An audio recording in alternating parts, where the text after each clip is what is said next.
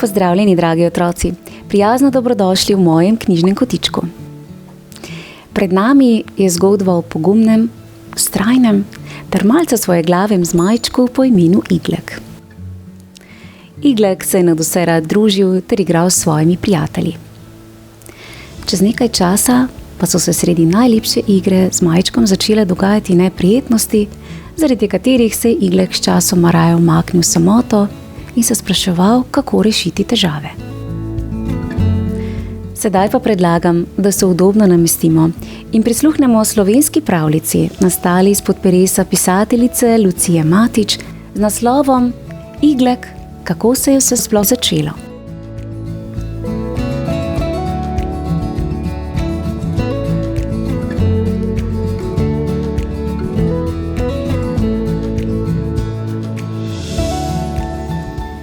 Nekoč so po svetu lomastili in letali dinozavri. Družbo so jim delale mnoge živali, med njimi tudi zmaji. Takrat se je zgodilo, da se je v zmajski družini izvalil en čisto poseben zmajček. Na prvi pogled je bil tak kot vsi ostali zmajčki. Imel je 2 nogi, 2 roki z majhnimi krilci, rep in gobček s čisto majhnimi zobki. Tudi oglašal se je podobno kot drugi zmajčki. Le nekaj je bilo na njem drugače. Ta zmajček je imel na repku majhno bodico, ki je drugi zmaji niso imeli. Bodica je bila po svoje hecna, ker je bil zmajček zaradi nje drugačen. Kmalu so ga ravno zaradi te bodice, podobne iglicam na drevju, začeli klicati Iglek. Igleka so imeli vsi radi. Iglek je bil vedno dobre volje. Rad se je smejal in igral.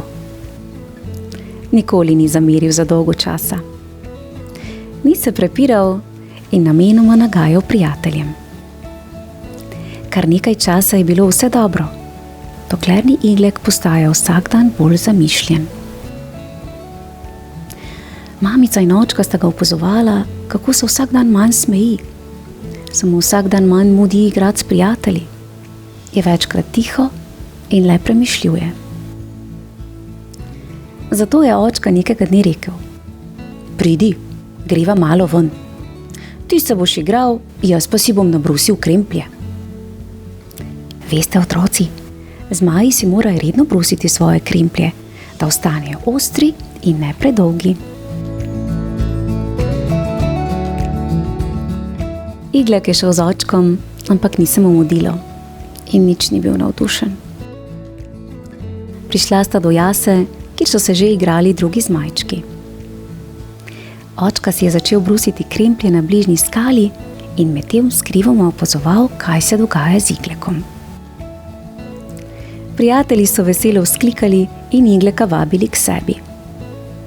Ta se jim je pridružil in se začel igrati z njimi. Najprej počasi in zadržano, potem pa je zabava postajala vse bolj vesela in razigrana. Kmalu so vsi zmajčki tekali sem ter tja. Skakali so v zrak, se prevračali, se lovili in se skrivali. Slišal se je smeh in vrisk.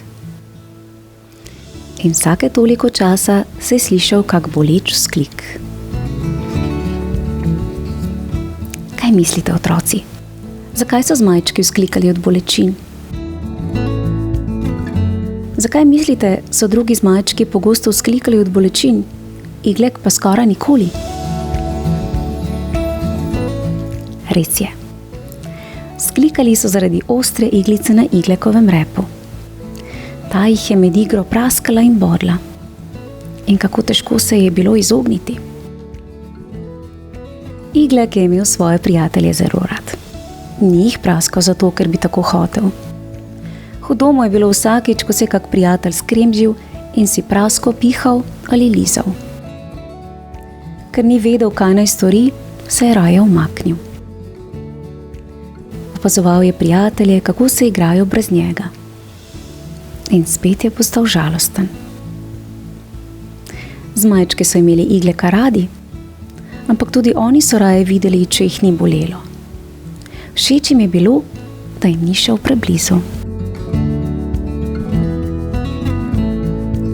Ko sta se Iglek in očka vrnila domov, je očka na samem vse povedal mamici.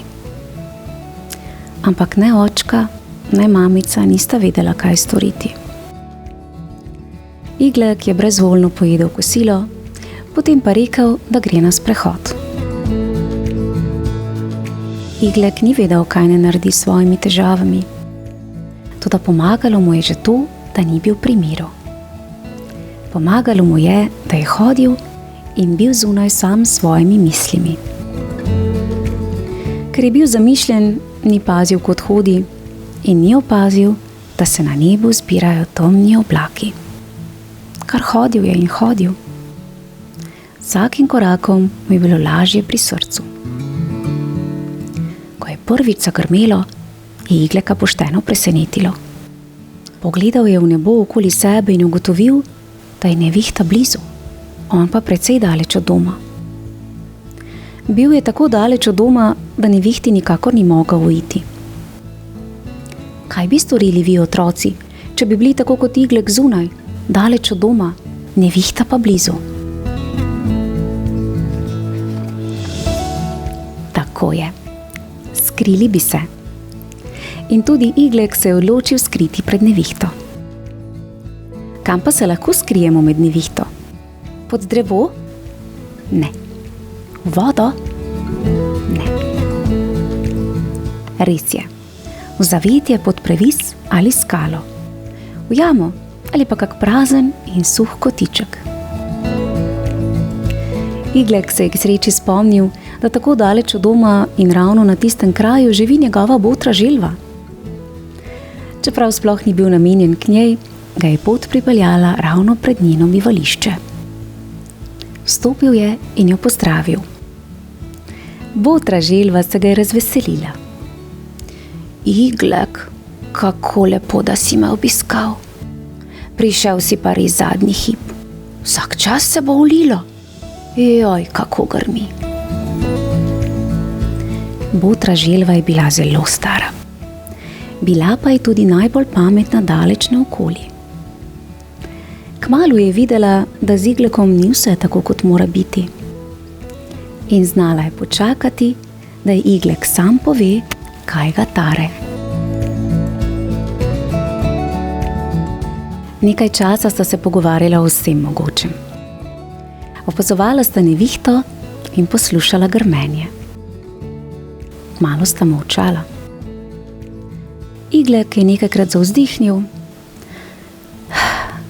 nato pa končno rekel: Botra želva, zakaj nisem tak kot drugi?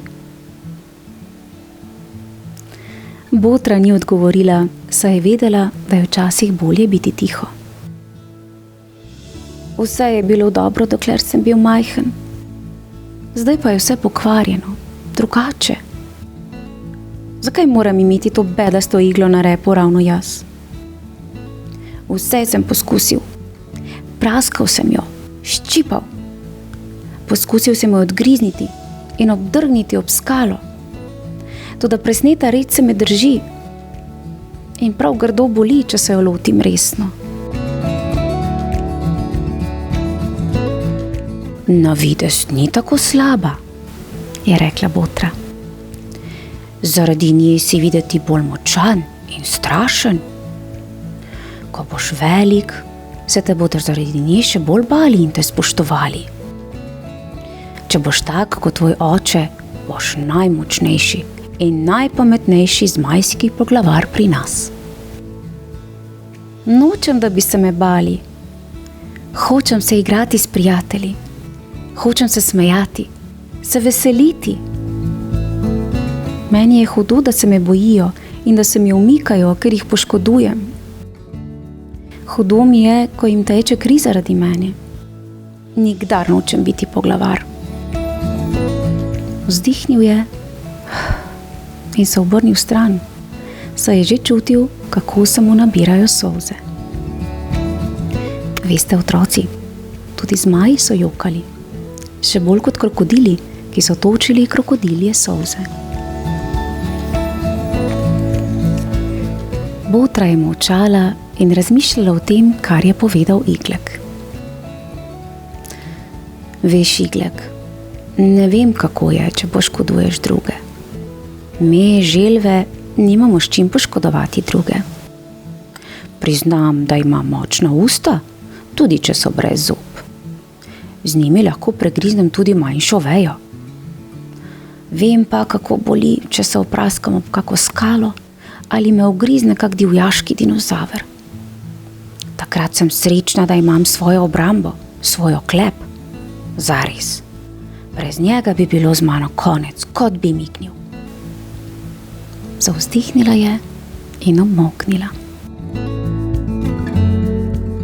Iglek je molčal in še naprej zadrževal solze. Seveda vsak pozna bolečino, a le on ve, kako je, če si tisti, ki bolečino povzroča. In nič ne more storiti glede tega. Ko bi le on imel oklep, kamor bi se lahko skril, pred samim sabo.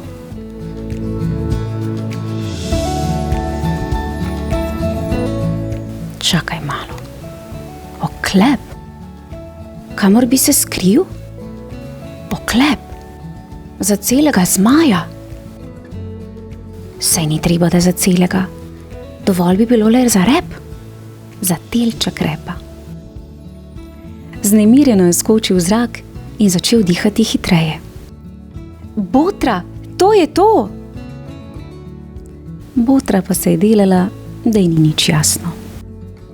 Botra, potrebujemo klep, takega, kot ga imaš ti.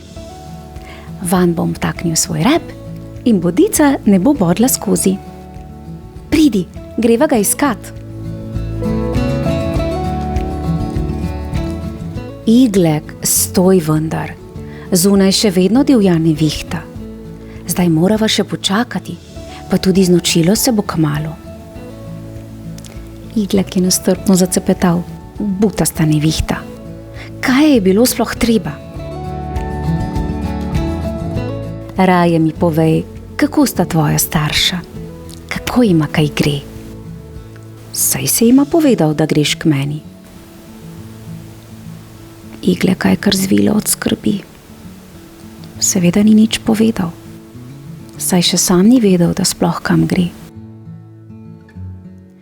Vedel je, kako njegova starša skrbita in kako jima je hudo, kadar ne veste, kako je z njim. Toda kaj naj zdaj stori? Daleč je in med nevihto ne more iti domov. Niti oklepa ne more poiskati, kaj šele iti na dolgo pot. Sedel se je nazaj na tla, saj zdaj ni mogel narediti prav nič. Dobro jima gre. Ampak nič jima nisem povedal. Jutri moram poiskati oklep, potem pa hitro domov. Očka in mamico skrbi zame. Prav, je dejala botra želva. Zdaj grem pa počivat, utrujena sem. Jutri ti bom pomagala pri iskanju. Lahko noč. Lahko noč, botra. Drugo jutro, ko se je komaj dobro zdanilo, je Iglek že iskal naokrog. Ker ni ničesar našel, je šel naprej. Botra ga je našla precej daleč od zavetja. Bil je slabe volje in pritoževal se je. Nič ni dobro, botra. Poskusil sem že 3 oklepe. Vsak je majhen ali pa mi pada dol. Glej, ta stara lupina je v redu. Če pa zamahnem z repom, glej. Lupina je odletela v skalo in se razletela na majhne koščke. Ko bi le kako oklep obstal na svojem mestu. Začel je izgubljati potrpljenje. Mudilo se mu je domov, rešitve pa ni in ni bilo. Botra si je ogledovala Iglekov rep. Gledala je okoli sebe in razmišljala, a tudi ona ni videla rešitve. Otroci, imate morda vi kakšno zamisel? Kaj bi lahko uporabil Iglek kot oklep? Je sploh kaj takega v gozdu? Medtem ko sta razmišljala, so mimo njiju tekale živali in vse je bilo mokro. Sijalo je sonce in od včerajšnjega dežja se je vse bleščalo. Gozd je bil videti čudovit. Živali so bile vesele, ker nevihta ni uničila njihovih domov. Hitele so nabirati čorve, gosenice in deževnike, ki so lezli po mokri zemlji. Mimo je prišel tudi jež, ki pa sploh ni bil videti srečen. Bil je poln listja, ki se ga ni mogel znebiti. Igleku je šlo na smeh, ko ga je gledal tako slabovoljnega in tečnega. Potem pa se je zagledal njegove bodice, ki se jih je držalo listje. Botra, glej, je zašepetal. Dajva, naberiva liste.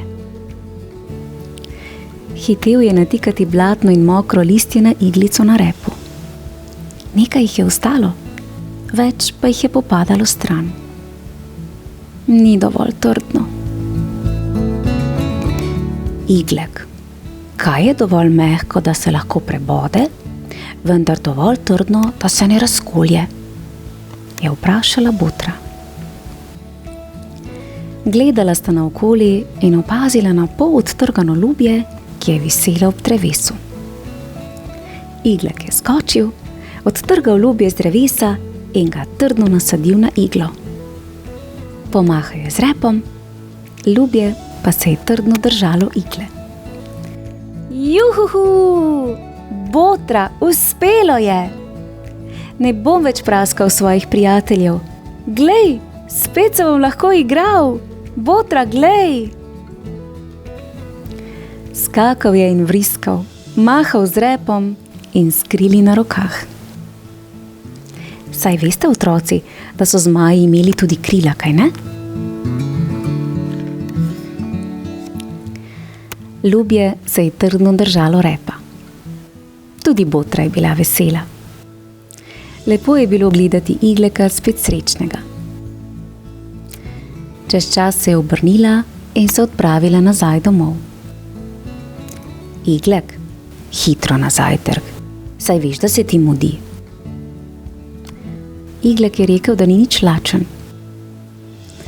Poslovil se je od Botre in tekel domov hitro, kot je le šlo.